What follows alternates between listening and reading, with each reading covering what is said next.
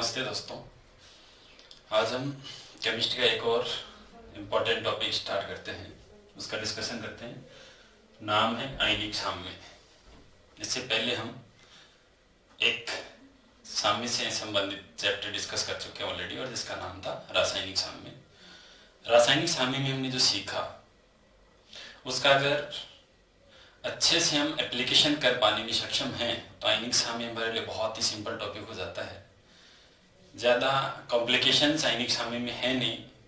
Equilibrium जो chemical reaction में था उसको ला करके शिफ्ट करना है आयनिक जो डिसोशिएट होने वाले जो रिएक्शन है जिसमें आयन बनते हैं उनके ऊपर। तो फिर करते हैं स्टार्ट। आयनिक साम्य स्टार्ट करने से पहले मैं थोड़ा सा इंट्रोडक्शन मटेरियल से रिलेटेड पदार्थ से रिलेटेड देना चाहूंगा आपको। पदार्थ क्या है ये हम जानते हैं, वह जो स्थान घेरता और जिसमें द्रव्यमान हो उसे हम पदार्थ कहते हैं। कि पदार्थ कितने प्रकार का है इसके बहुत सारी वर्गीकरण आप पढ़ते आ रहे हो। हर अलग अलग चैप्टर में इसको अलग अलग तरीके से क्लासिफाइड किया जाता है उस चैप्टर की रिक्वायरमेंट के बेसिस पर। इस चैप्टर में भी हम पदार्थ को फिर से क्लासिफाइड कर रहे हैं, इसका वर्गीकरण कर रहे हैं। पदार्थ जलीय विलयन में एक्वस सॉल्यूशन में, ये जो एक पात्र ले रखा है मैंने उसमें लिक्विड भर रखा और उस लिक्विड वाटर है। कोई भी पदार्थ जब जलीय विलयन में जाता है तो जलीय विलयन में उसका व्यवहार क्या है, इसके आधार पर ग्राहम नामक साइंटिस्ट थे ग्राहम, उन्होंने इस पदार्थ को दो प्रकार से दो भागों में वर्गीकृत किया है। ग्राहम के अनुसार पदार्थ कैसे हैं, मान लो ये जो पदार्थ है इस पदार्थ का रासायनिक सूत्र AB है। A और B से मिलकर के पदार्थ बना हुआ है, केमिकल फॉर्मूला इसका। जैसे ही पदार्थ इस एक्वस सॉल्यूशन में जाएगा, जल के अंदर जाने वाला है, जल में जाने के बाद भी इस पदार्थ की क्या स्थिति रहती है। अगर ये जल में जाने के बाद भी अपना रासायनिक संगठन स्थिर रख पाता है, अर्थात ये जलीय विलयन में जाकर के और वियोजित नहीं होता है, वियोजित होकर आयनों का निर्माण नहीं करता है। सबसे इंपॉर्टेंट बात, अगर कोई भी पदार्थ जल में जाने के बाद टूटता नहीं और टूटकर आयन नहीं बनाता है तो ऐसे पदार्थ को कहा जाता है विद्युत अनअपगठ्य, नॉन इलेक्ट्रोलाइट। ये विद्युत अनअपगठ्य वे सभी पदार्थ जो जलीय विलयन में वियोजित नहीं होते, आयनित नहीं होते, आयनों का निर्माण नहीं करते। तो इसकी डेफिनेशन विद्युत अनअपगठ्य की, वे पदार्थ जो जलीय विलयन में आयनित या वियोजित नहीं होते हैं उसे हम विद्युत अनअपगठ्य कहते हैं, नॉन इलेक्ट्रोलाइट कहा जाता है इसको। अब यहां ये जो शब्द है आयनित और वियोजित, इसको भी मैं थोड़ा सा अच्छे से एक्सप्लेन कर दूं। कोई भी पदार्थ अगर विलयन में जाकर जल में जाकर के टूट जाता है, मान लो ये AB था, ये विलयन में जाकर के टूट गया और इसने एक बना दिया A और एक बना दिया B, तो ये घटना कहलाती है वियोजन। टूट गया वो पदार्थ, छोटे टुकड़ों में बढ़ गया। और अगर यही पदार्थ जल में जाकर के टूटता है और टूटने के बाद में वो जो छोटे कण बनते हैं वो छोटे कण आयन होते हो, कुछ धन आयन होते हैं और कुछ ऋण आयन। अगर टूट करके आयन बनाएगा तो दोनों प्रकार के बनाएगा, वो कुछ धन आयन बनाएगा और कुछ ऋण आयन बनाएगा। ये घटना जो है वो वियोजन तो ही है, वियोजन से यहां आयन बन रहे हैं, उदासीन अणु नहीं बन रहे, इसलिए इस घटना को अपन बोलते हैं आयनन। आयनित हो गया है पदार्थ। तो विद्युत अनअपगठ्य वो होगा जो जलीय विलयन में जाकर के भले ही वियोजित हो जाए, टूट जाए और टूट करके उदासीन अणु बना देता हो, तो उसे हम विद्युत अनअपगठ्य ही कहेंगे। यहां टूटना ज्यादा महत्वपूर्ण नहीं है, यहां है टूटकर आयन भी बनाना। इसलिए जब भी आप आयनिक साम्य की बात करें वहां वियोजन शब्द के स्थान पर हम आयनन शब्द प्रयुक्त करेंगे, क्योंकि यहां हमें आयनों के मध्य स्थापित होने वाले साम्य का डिस्कशन करना है। इसलिए फिर से मैं इसको दोहरा देता हूं, अगर कोई भी पदार्थ विलयन में जा रहा है और टूट नहीं रहा है या टूट करके उदासीन अणु ही बना पा रहा है, तो इसको हम विद्युत अनवगठ्ठे की श्रेणी में रखेंगे। अगर वो टूट के आयनों का निर्माण कर देता है तो हम इसे विद्युत अपगठ्ठे कहेंगे। तो ग्राहम के अनुसार वे पदार्थ जो जलीय विलयन में आयनित होते हैं, इस वर्ड पर आप जोर दें, अगर वो आयनित होते हैं तो फिर इसे कह दिया जाएगा विद्युत अपगठ्ठे, और अगर आयनित नहीं होते हैं तो विद्युत अनपगठ्ठे। बहुत से स्टूडेंट्स के माइंड में ये कंफ्यूजन भी चल रहा है कि सर इसमें अगर आयनन ही होता है तो फिर आयनित शब्द ही लिखे, वियोजन को यहां प्रयुक्त न करें। वियोजन बोलने की जरूरत ही नहीं है, हमेशा ही आयनन ही बोलना चाहिए। तो मैं इसे भी क्लियर कर देता हूं, अगर कोई पदार्थ जलीय विलयन में जाकर के आयन बनाएगा तो आयन बनाने के लिए उस पदार्थ को टूटना तो पड़ेगा ही, बिना टूटे तो आयन उत्पन्न ही नहीं हो सकते। इसलिए वो टूटा है तो वियोजन तो है। वियोजन एक बड़ा शब्द है। वियोजन का मतलब होता है टूटना। टूट करके अगर वो उदासीन अणु बना रहा है तो वो वियोजन सिर्फ वियोजन कहलाएगा, और अगर वो टूट करके जो छोटे कण बना रहा है वो उदासीन नहीं आयन है, तो उस वियोजन को हम आयनन भी कहेंगे। तो कोई भी वियोजन सदैव आयनन हो यह जरूरी नहीं है, क्योंकि टूट करके उदासीन अणु भी बनते हैं। अगर मैं PCl5 लेता हूं और PCl5 टूट करके PCl3 और Cl2 बनाता है, तो ये टूट करके उदासीन अणु बना रहा है, और उदासीन अणु बना रहा है तो इस घटना को हम कहेंगे वियोजन, क्योंकि टूट रहा है, ये डिसोसिएशन। लेकिन अगर NaCl ये सॉल्यूशन में जाकर के, पानी में जाकर के Na+ बना रहा है और Cl- बना रहा है, इसका नाम था वियोजन। टूटना वियोजन कहलाता है। और यहाँ ये भी टूट रहा है तो इसको भी कहेंगे वियोजन। तो वियोजन तो वो भी था और वियोजन तो ये भी है। वियोजन तो एक ब्रॉड वर्ड है, एक बड़ा शब्द है, लेकिन इसके टूटने से आयन भी बन रहे हैं, इसलिए इसे वियोजन के साथ साथ एक और नाम दे देंगे हम, आयनन। तो जहां आयनन है वहां पहले से वियोजन है, इसलिए शब्द को आप यहां से हटा नहीं सकते, इसका रिमूवल पॉसिबल नहीं है। इसलिए दोनों शब्द लेंगे और दोनों में से इस चैप्टर में जो अधिक महत्वपूर्ण शब्द होगा वो होगा आयनन। आयनन होना बहुत अनिवार्य है। ओके, तो वे पदार्थ जो जलीय विलयन में जाकर के वियोजित नहीं होते हैं, उसी अवस्था में रहते हैं, आयनों का निर्माण नहीं करते हैं, वो विद्युत अनवगठ्ठे हैं। और जो विलयन में जाकर के आयनों का निर्माण कर देते हैं वो विद्युत अपगठ्ठे, इन्हें इलेक्ट्रोलाइट कहा जाता है, इन्हें नॉन इलेक्ट्रोलाइट कहा जाता है।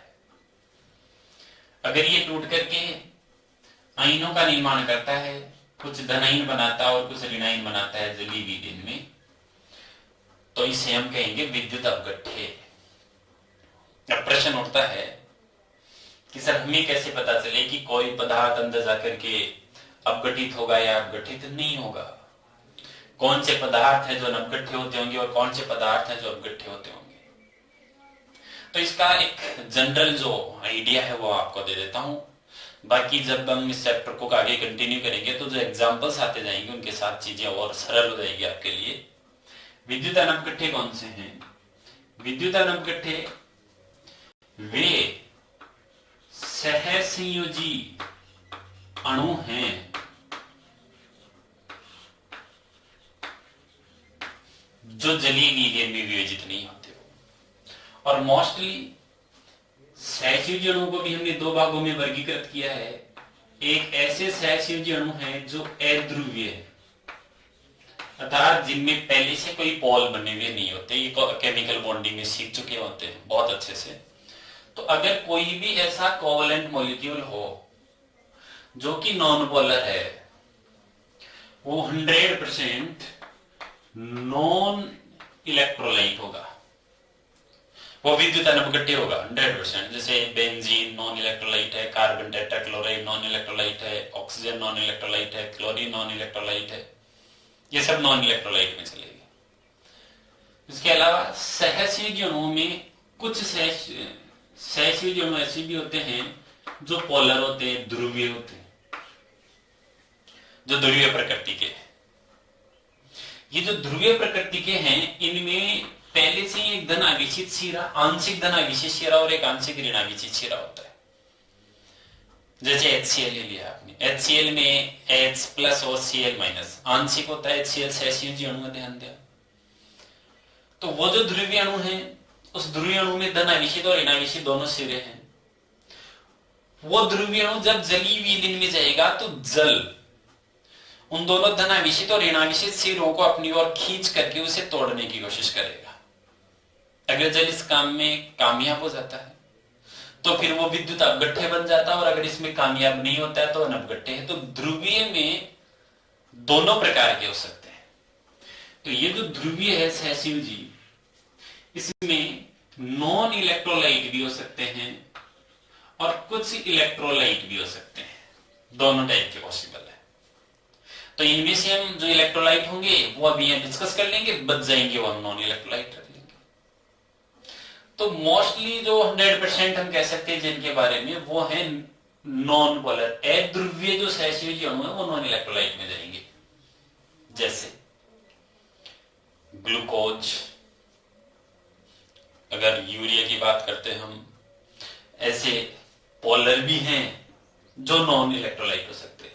नॉन पोलर तो नॉन इलेक्ट्रोलाइट है, जिसके एग्जांपल तो पहले बता चुका हूं, benzene, carbon tetrachloride, carbon disulphide, oxygen, chlorine, bromine. तो ये सारे जो थे वो तो अध्रुवीय में चले।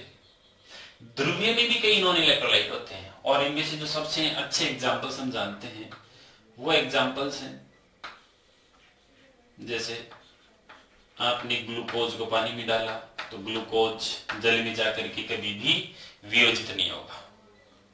अगर आप ग्लूकोज के बजाय सुक्रोज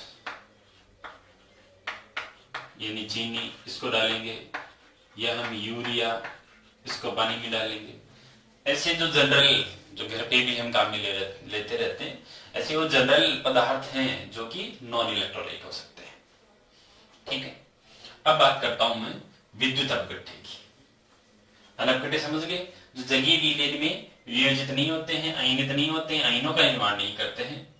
अगर जलीय विलयन में एक भी आयन नहीं आएगा, ये सॉल्यूशन के अंदर गया और जो था वैसा का वैसा है, एक भी आयन नहीं आया, तो यह विद्युत धारा का प्रवाह नहीं होगा। क्योंकि विद्युत धारा है क्या? आवेश के प्रवाह की दर, मतलब आवेश का प्रवाहित होना जरूरी है। और अगर आवेश की बात करें, आवेश का प्रवाह तो तब होगा जब वहां आवेश होगा, तो वहां आवेश होना जरूरी है। आवेश भी ऐसा होना जरूरी है जो, आवेश दो प्रकार का हो सकता है, एक हो सकता है दृढ़ और एक हो सकता है मुक्त। अगर दृढ़ है, मजबूती से बंधा हुआ आवेश है, तो फिर उसका प्रवाह नहीं हो सकता। जैसे ये चौक है, इसमें कैल्शियम धन आयन और कार्बोनेट ऋण आयन है, लेकिन मजबूती से बंधे हुए हैं, प्रबल स्थिर विद्युत आकर्षण बल से बंधे हुए हैं, तो दृढ़ता से बंधा हुआ आवेश है, इसलिए ये गमन नहीं कर पाएगा। और अगर यही आवेश मुक्त होता, इसी कैल्शियम कार्बोनेट को पानी में डाल दो तो कैल्शियम अलग हो जाएगा, कार्बोनेट अलग हो जाएगा, तो ये थोड़ा ढीला हो गया, ये आवेश मुक्त हो गया, अभी चल सकता है। तो आवेश या तो दृढ़ होगा या मुक्त होगा, और मुक्त होगा तो भी दो प्रकार का होगा, या तो ये आयन होगा, जैसे इस पदार्थ को जलने पर आयन बन रहे, या फिर ये इलेक्ट्रॉन होंगे। तो जब भी आप किसी विद्युत अपगठ्य को जल में डालते हो, विद्युत अपगठ्य को जल में डालते हो, तो वो अंदर जाकर के क्या बना लेता है? आयन। और विद्युत अपगठ्य को जल में डालते हो तो उससे आयन नहीं बढ़ते, इलेक्ट्रॉन तो यहाँ है ही नहीं, तो इलेक्ट्रॉन का खेल तो खत्म। विलयन में तो आयन आ सकते हैं, कोई भी पदार्थ अंदर जाएगा तो आयन तो बढ़ा सकता है। आयनों के कारण यहाँ करंट आ सकता है, यहाँ चालकता हो सकती है, इसलिए इनको आयनिक चालक कहा जाता है। तो अगर विलयन में आयन ही नहीं बढ़ेंगे, तो आयन नहीं बढ़ेंगे तो आवेश नहीं होगा, और आवेश नहीं होगा तो विद्युत धारा प्रवाहित नहीं हो सकेगी।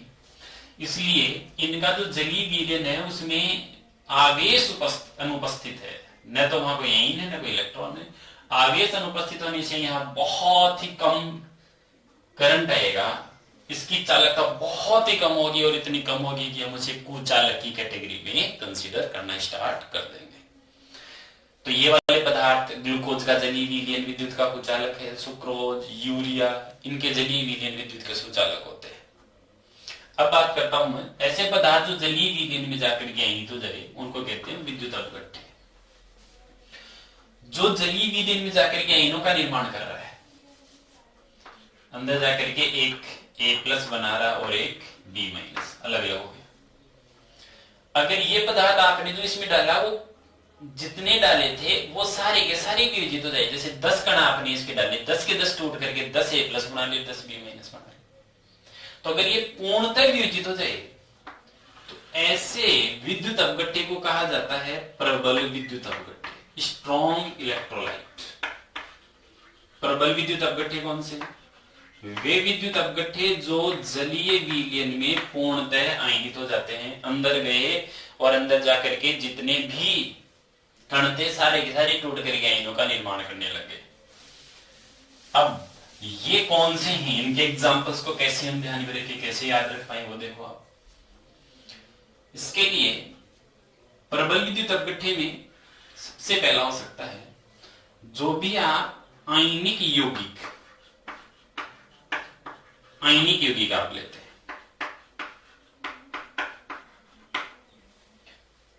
NaCl, CaCO3, K2SO4, NaNO3, जितनी भी आयनिक यौगिक लेते हैं उस आयनिक यौगिकों में जब वो ठोस होता है तब से ही उनमें आयन होते हैं।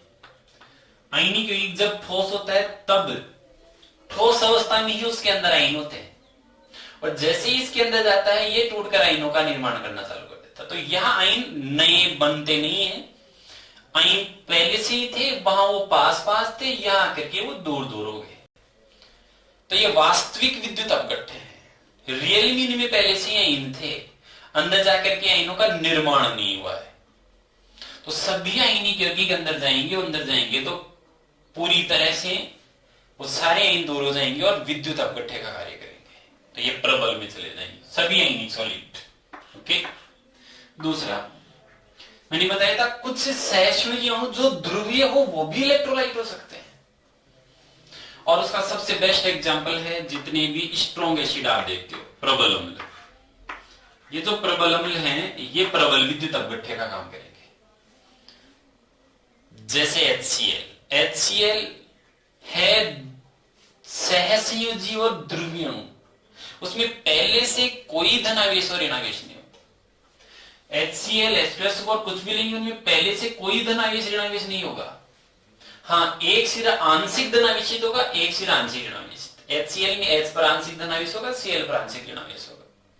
लेकिन जल में जाने के बाद वो आयन उत्पन्न करना चालू करेंगे, पहले से नहीं थे, जलीय विलयन में आए हैं। तो ये सहसंयोजी अणु है लेकिन प्रबल विद्युत अपघट्य है। अब जल में प्रबल अम्ल कौन से? ऐसे कौन से पदार्थ, ऐसे कौन से अम्ल जो जल में पूरी तरह से टूट जाते हैं? इसका डिस्कशन आगे मैं फिर और अच्छे से ब्रांस्टेड-लॉरी कॉन्सेप्ट पढ़ेंगे, समतलीय इफेक्ट आएगा वहां बताएंगे। यहां मैं सीधे ही बता देता हूं, टोटल 6 ऐसी एसिड है जो जलीय विलयन में बहुत ही प्रबल है। एक है HClO4 परक्लोरिक अम्ल, दूसरा एसिड है HI हाइड्रोजन आयोडिक अम्ल, तीसरा एसिड है H2SO4 सल्फ्यूरिक अम्ल, चौथा एसिड है HBr hydrobromic acid, HCl hydrochloric acid और HNO3 नाइट्रिक एसिड। ये वो एसिड हैं, इनको अगर आपने जल में घोल दिया तो ये पूरी तरह से ही वियोजित होंगे।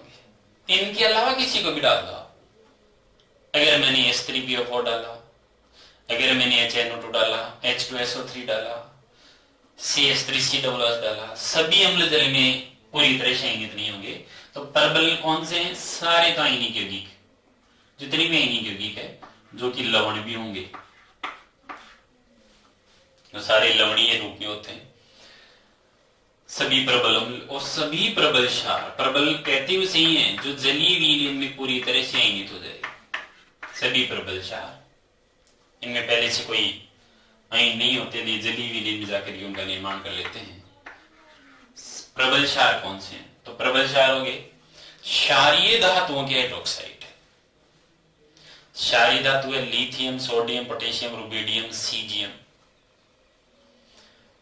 इन धातुओं के हाइड्रोक्साइडों में भी जैसे जैसे समूह में नीचे जाओगे क्षारीय क्षमता बढ़ेगी। हम बॉन्डिंग में और एस ब्लॉक में डिस्कस करते हैं। तो क्षार धातुओं के हाइड्रोक्साइड, क्षार धातु हाइड्रोक्साइड।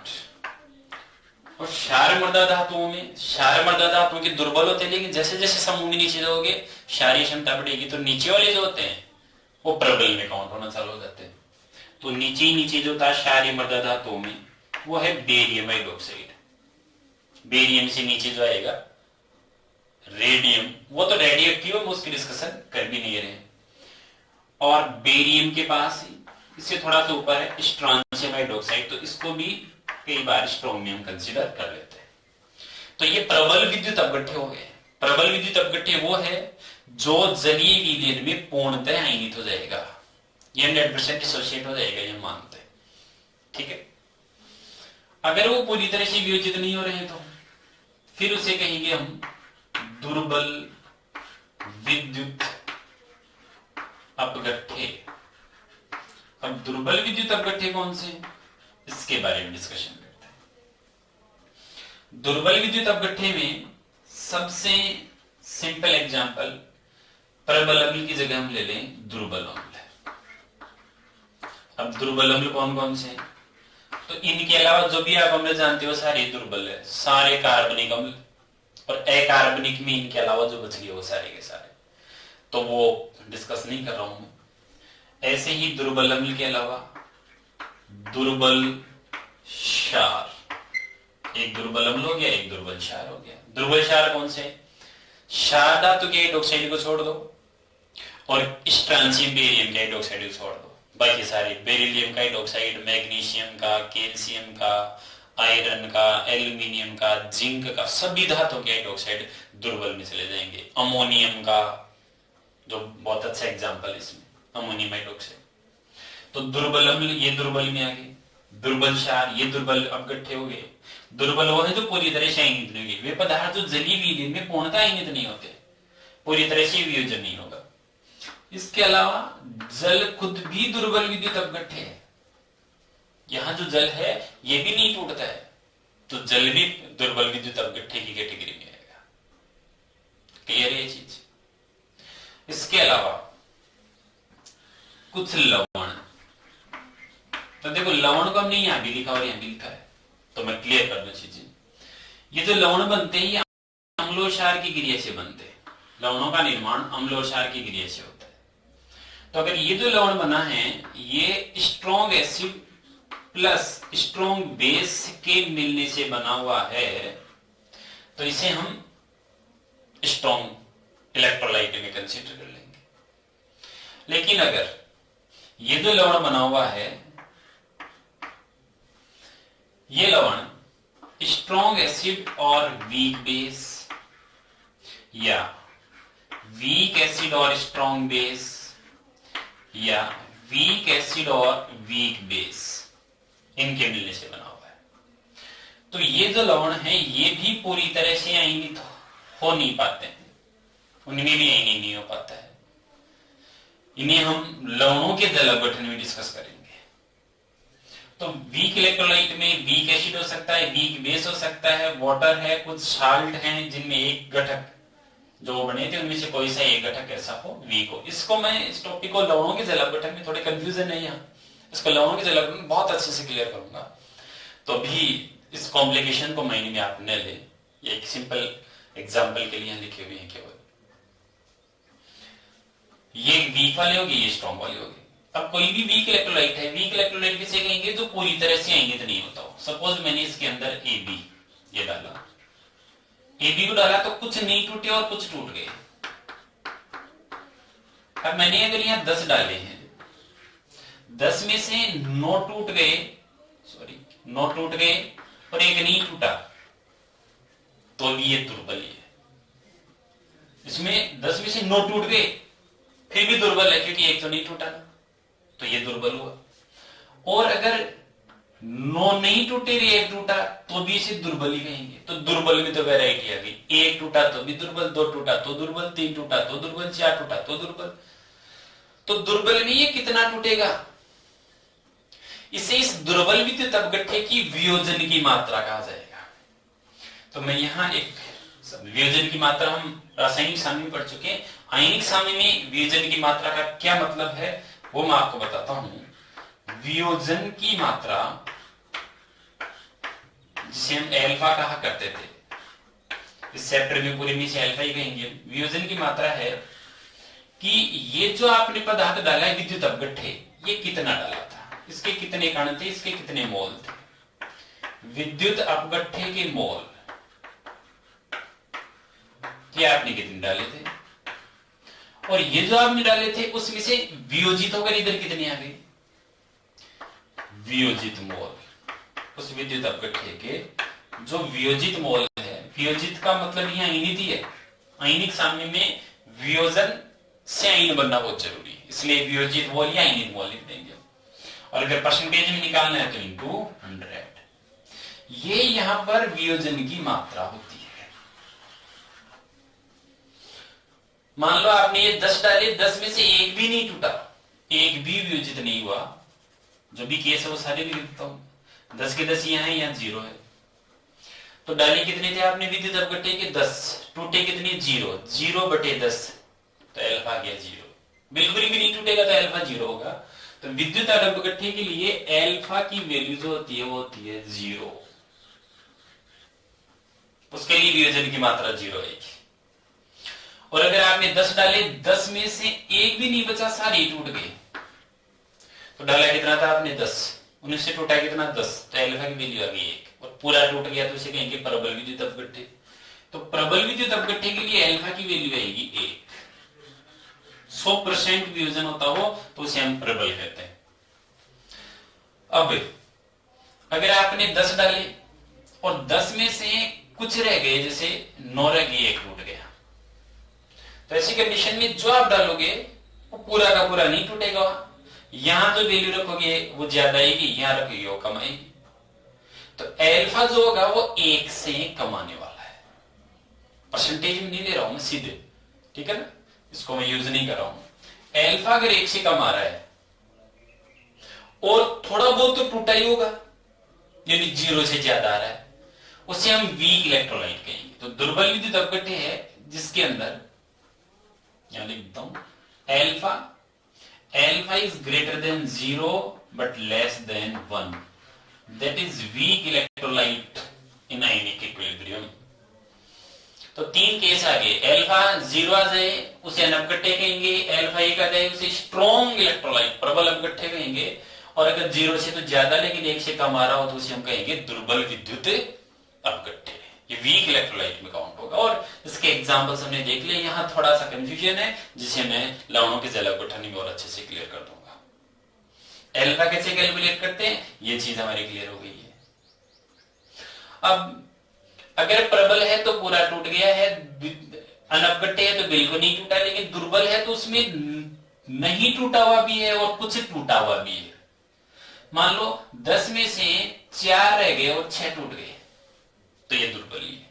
अब होता क्या है, जो दुर्बल विद्युत अपघट्य होता है उसमें अवियोजित अंश भी होता है या अनआयनित अंश भी होता है, और वियोजित अंश या आयनित अंश भी होता है। ये कहलाएगा अनआयनित भाग और ये कहलाएगा आयनित भाग, आयनित अंश।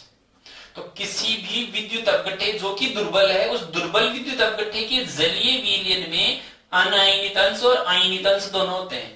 और सबसे खास बात जो आप समझेंगे वो क्या है कि ये जो अनायनित अंश है इसके जो मोल थे वो स्थिर रहते हैं, परंतु इसका कुछ भाग आयनित होता रहता है और आयनित अंश के आयन वापस जुड़ करके और अनायनित अंश बनाते रहते हैं। तो यहां अगर इसका एक मोल टूट करके आयनों का निर्माण करेगा तो ये जो आयन थे ये वापस जुड़ करके एक मोल अनायनित अंश बना देगा। तो जहां कहीं दुर्बल विद्युत अपघट्य है, अगर एक्वा सॉल्यूशन में प्रेजेंट है तो वहां अनायनित अंश और आयनित अंश में साम्य स्थापित होता है, और अनायनित अंश और आयनित अंश में जो साम्य होता है इसे ही आयनिक साम्य कहते हैं। तो आयनिक साम्य आने के लिए किसी भी पदार्थ का दुर्बल विद्युत अपघट्य होना अनिवार्य शर्त है, तभी आयनिक इक्विलिब्रियम आ पाएगा। अगर वो स्ट्रॉन्ग इलेक्ट्रोलाइट है तो वहां आयनिक इक्विलिब्रियम नहीं होगा, अगर वो नॉन इलेक्ट्रोलाइट है तो भी वहां आयनिक इक्विलिब्रियम नहीं होगा। आयनिक इक्विलिब्रियम होगा जब वहां पर वीक इलेक्ट्रोलाइट आपने डाल रखा है। वीक वो है जो पूरा नहीं टूट रहा, उसका कुछ अंश टूट करके आ रहा है, और किसी भी पदार्थ का कितना अंश टूट करके आ रहा है वो वियोजन की मात्रा है। किसी पदार्थ में 10 में से 1 टूटेगा, किसी में 2, किसी में 3, किसी में 4, तो वियोजन कितना होगा, उस वियोजन की मात्रा किसी भी दुर्बल विद्युत अपघट्य वियोजन की मात्रा बहुत से कारकों पर डिपेंड करती है। जैसे आपने जो विद्युत अपघट्य लिया था वो क्या लिया है। कुछ विद्युत अपघट्य ये चाहते हैं, जैसे ए बी है, ये चाहता है कि मैं 6 टूट जाऊंगा। सी डी होता मान लो तो वो चाह रहा था मैं तो 3 ही टूटू। टी क्यू होता, हो सकता है 8 टूट जाए। तो ये उस विद्युत अपघट्य की प्रकृति पर निर्भर करता है, वो हमारे बस की बात नहीं है। मान लो ए बी चाहता है कि मैं 25 डिग्री सेंटीग्रेड पर इस जलीय विलयन में 10 में से 6 टूट करके इधर आना चाहता हूं, तो ये विद्युत अपघट्य की प्रकृति होगी। अब मान लो ये ए बी 25 डिग्री पर चाहता है कि मैं 4 तो रहूं बिना टूटा और 6 टूट जाऊं। अब अपना मॉडल है कि हम तो ये चाहते हैं 6 नहीं 7 टूटे, तो इसके लिए क्या करें, इसी विद्युत अपघट्य को हम 6 के बजाय 7 भी तोड़ सकते हैं। इसके लिए आपको यहां की कंसंट्रेशन बदलनी पड़ेगी। तो सेम इलेक्ट्रोलाइट के लिए अगर आपने इलेक्ट्रोलाइट नहीं बदला तो उस इलेक्ट्रोलाइट की कंसंट्रेशन बदलोगे तो वो ज्यादा या कम टूट सकता है, उसका आयनन कम या ज्यादा हो सकता है। मान लो आप कंसंट्रेशन नहीं बदल रहे तो आप यहाँ का टेम्परेचर चेंज कीजिए, टेम्परेचर से भी डिग्री ऑफ डिसोसिएशन चेंज हो सकती है। या फिर आप इसका विलायक बदल दीजिए, जल की जगह कोई दूसरा विलायक ले लीजिए, एसिटिक अम्ल में घोल लीजिए, इसी को अमोनिया में घोल लीजिए। तो अगर आप विलायक बदल दोगे तो भी बदल जाएगा। या इसमें ए बी तो डाला ही था आपने, कोई दूसरा और लवण डाल दे, उस विलयन में दूसरे और कौन कौन से आयन उपस्थित है उन आयनों की प्रेजेंस से भी कई बार वियोजन की मात्रा बदल जाती है। तो वीक इलेक्ट्रोलाइट में कोई भी पदार्थ आता वो पूरा वियोजित नहीं होता, और वो कितना वियोजित होगा इसको बहुत से कारक कंट्रोल करते हैं, और वो कारक ये हैं, इनको हम थोड़े डिटेल से डिस्कशन करने वाले हैं आगे। आर्हेनियस कॉन्सेप्ट पढ़ने के बाद में हम वियोजन की मात्रा को प्रभावित करने वाले कारकों की चर्चा करेंगे। तो ये चीजें अब आपके सामने क्लियर हो गई होगी। किसी भी पदार्थ को ग्राहम ने 2 भागों में बांटा है, विद्युत अनपघट्य और अपघट्य। अनपघट्य वह है जो वियोजित ही नहीं होते, अल्फा 0 है। इसके एग्जांपल वो सभी कोवलेंट मॉलिक्यूल्स जो नॉन पोलर है। जो कोवलेंट मॉलिक्यूल्स पोलर है वो नॉन इलेक्ट्रोलाइट भी हो सकता है और इलेक्ट्रोलाइट भी हो सकता है। नॉन इलेक्ट्रोलाइट कौन से हैं, वो ग्लूकोज, सुक्रोज, यूरिया जैसे एग्जांपल्स मैंने आपको बता दिए हैं। और इलेक्ट्रोलाइट कौन से हैं, वो ये रही कैटेगरी, स्ट्रॉन्ग एसिड और स्ट्रॉन्ग बेस में। स्ट्रॉन्ग वो है जो पूरी तरह से जो जलीय विलयन में जाकर के विद्युत अपघट्य उसको कहेंगे, जो जलीय विलयन में जाकर वियोजित होता है। वियोजित होने पर पूरा वियोजित होता है, प्रबल है, पूरा नहीं होता है तो दुर्बल, और उसके एग्जांपल आपके सामने है।